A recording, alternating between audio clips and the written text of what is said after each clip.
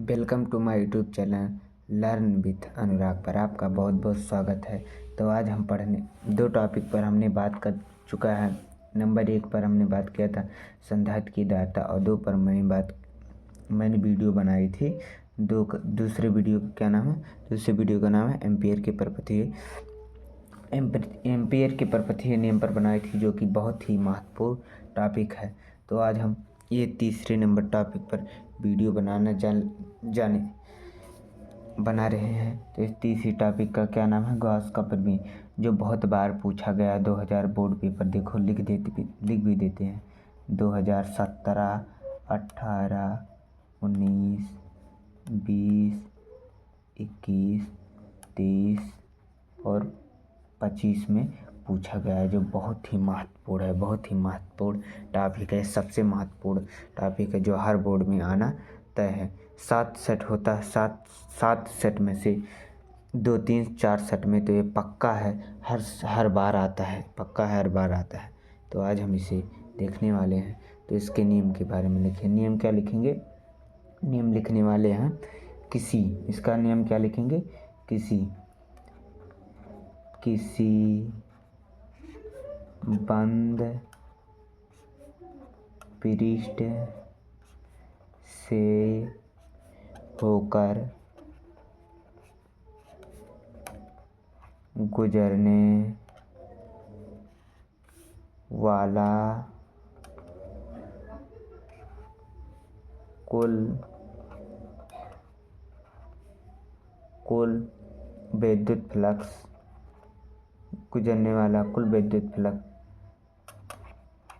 विद्युत फ्लक्स कुल आवेश Q का 1/ε0 गुना होता है। 1/ε0 गुना होता है। क्या होता है?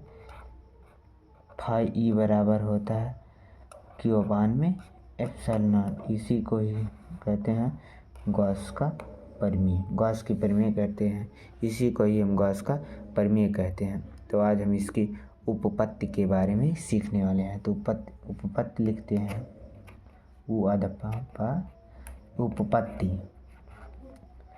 उपपत्ति करने से पहले हम क्या कर लेते हैं? डायग्राम बना लेते हैं। तो डायग्राम बनाने के लिए ऐसे एक वृत्त खींच लेते हैं, एक ऐसे हल्का सा। इस पर हम एक प्लस Q आवेश मान लेते हैं। मान लो बिंदु Q स्थित है, इससे एक R दूरी, मान लो इसकी त्रिज्या कितनी है? R है। इस पर कोई बिंदु P स्थित है और इसका जो क्षेत्रफल, मान लो इसका जो क्षेत्रफल है ये है dA वेक्टर, और ये इसका होता है dA, और इस पर एक विद्युत क्षेत्र E है, जो हमें ज्ञात करना। विद्युत क्षेत्र E है, तो इसको मिला देते हैं यहाँ से, इसको मिला देते हैं यहाँ से। तो इसके बीच में जो कोण होता है, इसी को हम डी ओमेगा कहते हैं। डी ओमेगा, या इसी को ही हम कहते हैं घन कोण कहते हैं। इसी को क्या कहते हैं? घन कोण कहते हैं। तो पहले उपपत्ति में क्या लिखें? उपपत्ति में लिखेंगे ये डी ओमेगा हो गया, इसका केंद्र क्या है? O है, केंद्र इसका O है, और इसका क्षेत्रफल A है। तो हम लिखेंगे कि चित्र में एक बंद पृष्ठ दर्शाया गया है। ये जो है, ये बंद पृष्ठ दर्शाया गया है। ये आप सभी को दिख रहा है कि एक बंद पृष्ठ है जो दर्शाया गया है। बंद पृष्ठ दर्शाया गया, जिसका क्षेत्रफल क्या है? A है। जिसका क्षेत्रफल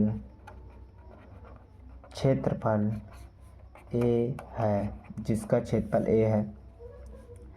केंद्र जो केंद्र O से एक बिंदु P स्थित है, जहाँ पर हमें क्या ज्ञात करना है, विद्युत क्षेत्र की तीव्रता को ज्ञात करना है। तो ये भी लिख देते हैं, केंद्र O से एक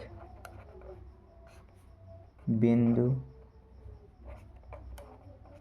R दूरी पर एक बिंदु क्या स्थित है, P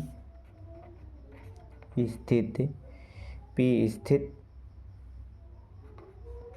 है, जहाँ पर हमें विद्युत क्षेत्र की तीव्रता ज्ञात करनी है। तो क्या लिखते हैं यहाँ पर हम लिखेंगे प्लस क्यू, यहाँ पर हम लिखेंगे प्लस क्यू आवेश यहाँ पर जो स्थित है, यहाँ पर जो बिंदु O पर एक क्या स्थित है, एक प्लस क्यू आवेश स्थित है। तो यहाँ पर हमें विद्युत क्षेत्र की तीव्रता ज्ञात करनी है। तो क्या लिखिए, प्लस क्यू आवेश पर विद्युत क्षेत्र की तीव्रता। तो क्या तीव्रता का क्या फार्मूला होता है, तो E बराबर होता है 1/4 पाई एप्सिलॉन नॉट Q/R²। तो यही होता है यहाँ पर। इसको क्या दे देंगे, समीकरण नंबर 1 दे देंगे। यहाँ पर जो प्लस क्यू आवेश के कारण विद्युत क्षेत्र की तीव्रता है वो क्या है, E बराबर 1/4 पाई एप्सिलॉन नॉट Q/R² है। R² हम इसके बाद हम देख लेते हैं, क्या देते हैं, यहाँ पर एक DA, यहाँ पर जो है, यहाँ पर एक घन कोण है जो क्या है, डी ओमेगा है। तो कह देते हैं जो DA से है, DA द्वारा बिंदु O पर है अंतरित घनकोण, ये घनकोण ही डी ओमेगा है। तो इसे भी हम ज्ञात कर लेते हैं। तो क्या लिखेंगे DA क्या लिखेंगे, यहाँ पर हम लिखने वाले हैं, लिखेंगे DA द्वारा बिंदु O पर आंतरित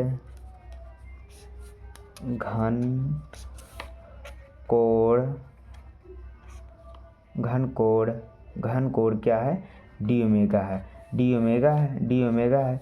तो वहाँ पर हम जानते हैं कि जो डी ओमेगा की वैल्यू होती है गॉस के परिमेय भी में, इसका मान क्या है, इसका डी ओमेगा बराबर होता है, ये होता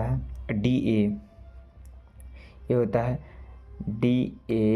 DA कॉस थीटा अपान में R²। इसको क्या देते हैं, समीकरण 2। तो यहाँ पर जो हमने क्या कहा था, यहाँ पर विद्युत फ्लक्स होता है, यहाँ पर विद्युत फ्लक्स भी हमें ज्ञात है। तो क्या कर लेते हैं, पहले विद्युत फ्लक्स लिख लेते हैं, तो लिखेंगे DA, मतलब जो DA से गुजरने वाला जो विद्युत फ्लक्स है वहाँ पर उसको भी हम ज्ञात कर लेते हैं। तो ज्ञात करने के लिए हम क्या लिखेंगे DA, मतलब DA जो यहाँ पर बिंदु DA स्थित है, DA से गुजरने वाला एक विद्युत फ्लक्स जो यहाँ पर गुजर रहा है, यहाँ पर हमें ज्ञात है। तो क्या लिखते हैं DA से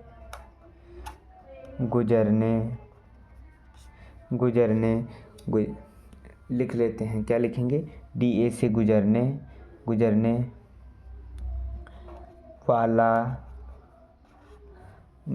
गुजरने वाला जो यहाँ पर हम ज्ञात कर लेंगे, यहाँ पर क्या ज्ञात करेंगे, जो DA से गुजरने वाला विद्युत फ्लक्स है, DA से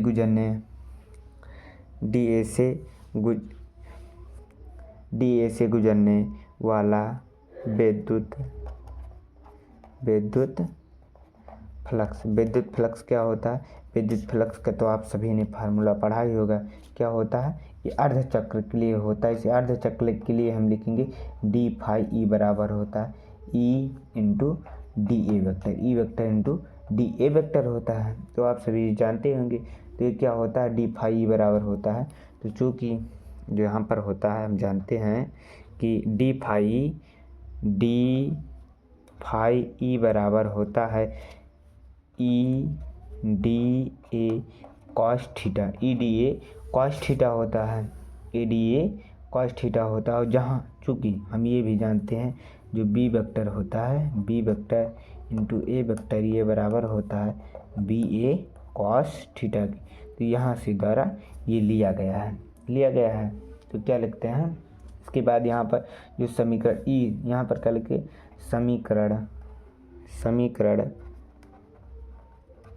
नंबर एक से ई, इसको समीकरण नंबर हम 3 दे देते हैं। समीकरण नंबर 3 दे देते हैं। ई का मान रखने, समीकरण 1 से ई का मान रखने पर तो क्या हो जाएगा? डी फाई, यह हो जाएगा डी फाई ई बराबर हो जाएगा, डी फाई ई बराबर क्या हो जाएगा? डी फाई बराबर हो जाए ई का, यहाँ पर ई का मान रख देते हैं। ई का मान हम यहाँ पर ज्ञात हो चुका है। ई का मान क्या है? ई बराबर हो 1/4 पाई एप्सिलॉन नॉट क्यू अपान में आर स्क्वायर। तो यहाँ पर हम ले जाके समीकरण 3 में इसके मान को रख देते हैं। यहाँ पर इसको पुट कर देंगे। तो पुट करेंगे तो क्या हो जाएगा? ई का मान हो जाएगा 1/4 पाई एप्सिलॉन नॉट क्यू अपान में आर स्क्वायर, क्यू अपान में आर स्क्वायर। ई की जगह पे पुट हो जाएगा। और ये डी ए कॉस थीटा एजिटिक यहाँ पर लिख देंगे। डी ए कॉस थीटा लिख दी, एडिचिट यहाँ पर लिख दी। और चूँकि हम जानते हैं जो घन कोण होता है डी ओमेगा बराबर का क्या होता है? वो होता है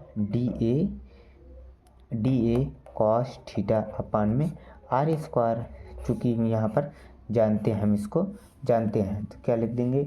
डी फाई ई बराबर हो जाएगा 1/4 पाई एप्सिलॉन नॉट, यहाँ पर इसको क्यू ही रहने देते हैं। यहाँ पर क्या लिखेंगे? D A cos theta upon में आर स्क्वायर। तो यहाँ तक आप सभी ने समझ लिया। ये क्यू है, यहाँ पर क्यू ही रहने देते हैं। और इसके नीचे हम क्या लिखते हैं? इसके आर के वैल्यू को यहाँ ले आते हैं। तो यहाँ पर ले आए, क्या हो जाए?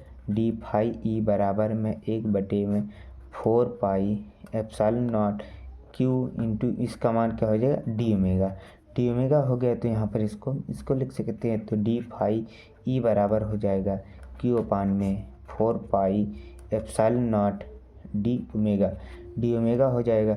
तो यहाँ पर हम लिखते हैं संपूर्ण के लिए। क्या लिखेंगे यहाँ पर? संपूर्ण के लिए। संपूर्ण